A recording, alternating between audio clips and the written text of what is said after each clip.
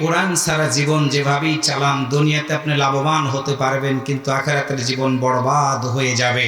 তার মানে হলো কাটাহেরি ক্ষান্ত কেন কমল তুলিতে, দুঃখ বিনাশ শুক্লাভ হয় কি মহিতে।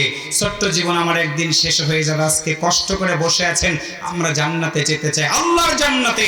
আর আল্লাহ যদি আমাদের দিকে তাকায় বলে ঠান্ডা মাটির উপরে বসে কোরআন শুনেছো, ল্যাপের ভিতরে থাকো নাই, চাদর গায়ে দিয়ে ঘুমিয়েছো, সেই চাদরটার ভিতর থেকে হাত উত্তোলন করেছো, এই যুবক বসো বসো। মুরব্বী ওঠে না, যুবক মানুষ উঠে গেছে, ডায়াবেটিস হয়েছে নাকি? এই মুরব্বী উঠলে পরে আমি ছুটি দিতাম আর কি। তুমি উঠছো কেন? পেশাব করো, কালকে দিয়ে দেবো, বসো। কি ঠিক আছে না ভাই?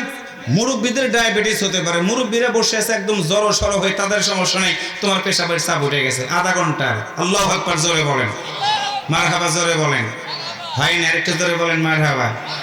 এদিকের যুবকেরা মানে হিজরা হিজরা বাপ, এদের কোনো পাওয়ার নাই, কিচ্ছু পাওয়ার নাই। কোরআনের ময়দানের ভূমিকা রাখো, কোরআনওয়ালা হয়ে যাও, ওমরের সাথে তুমি জান্নাতে যেতে পারবা। সুবহানাল্লাহ কইতে ইচ্ছে করে না?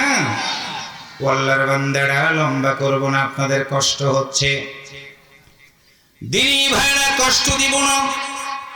বিশ্বনবী সাল্লাল্লাহু আলাইহি ওয়াসাল্লাম যুবকদেরকে বেশি ভালোবাসতেন, কারণ হলো একটা যুবক যদি মাকে ভালোবাসে, একটা যুবক যদি বাবাকে ভালোবাসে, একটা যুবক যদি পরিবারকে ভালোবাসে, একটা যুবক যদি সৎ হয়, একটা যুবকের মাধ্যম দিয়ে অনেকগুলো ভালো কাজ করা সম্ভব হয়ে যেতে পারে।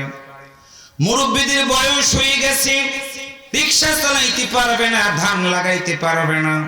যুবক কিন্তু ঠিকই রিক্সা চালাইতে পারবে, ধান লাগাইতে পারবে। যুবক, এটা যদি তুমি দুনিয়ার করতে পারো কাজ, এই সমাজে যদি সন্ত্রাসী হয়, জঙ্গিবাদ হয়, মাদকের আঁকড়া হয়, গাঁজা দিয়ে কেউ যদি সমাজ চালায়, তোমার মতো যুবক যদি ময়দানে ভূমিকা রাখো, আল্লাহর কসম করে বললাম গাজার ও মদার উড়ালে যে গুটে পালাইতে বাধ্য হবে। ও যুবক, তোমার হাতছানি দিয়ে ডাকছি, শুনে নাও। মা বোনের হৃদয় দিয়ে আলোচনাগুলো শুনবেন। মা, আল্লাহর নবীর একজন সাহাবীর নাম ছিল জুবাইর ইবনে আওম রাদিয়াল্লাহু তাআলা আনহু।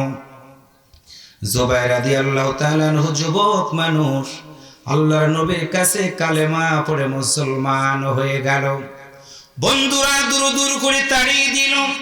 বন্ধুরা বলল, জুবাইর, শুনেছি তুমি নাকি কালেমা পড়ে মুসলমান হয়ে গেছো, তুমি কি বলবা না কেন কালেমা পড়লা?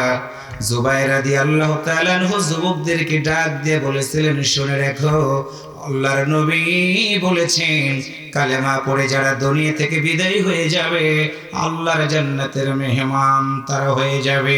কারণ হলো আমার আল্লাহ কবরের ভিতরে যাওয়ার পরে দুইটা জিনিস দেখবে, সেটা হলো ইন্নাল্লাযীনা আমানু, এক নম্বর নিশ্চয় যারা ঈমান এনেছে, দুই নম্বর হলো আমিলুস সলিহাত, ভালো কাজ যারা করেছে।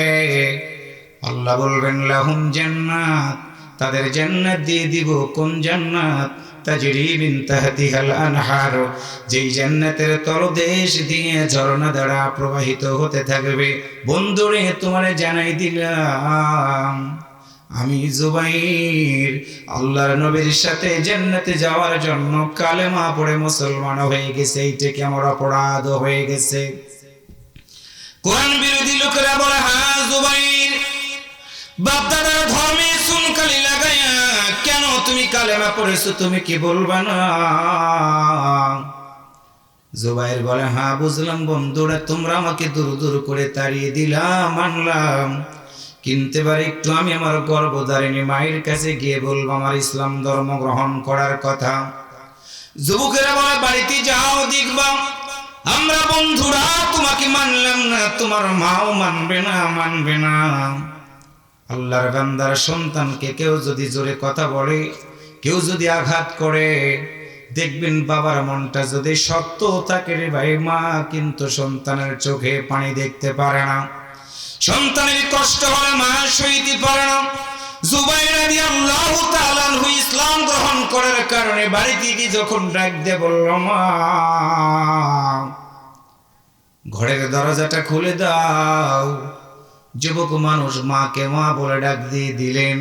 রসুলের তরিকা মোতাবেক আসসালামু কাবুলাল কালাম, জুবাইর রাদিয়াল্লাহু তাআলা আনহু ঘরের দরজা থেকে সুন্দর করে মাকে সালাম দিয়ে দিলেন।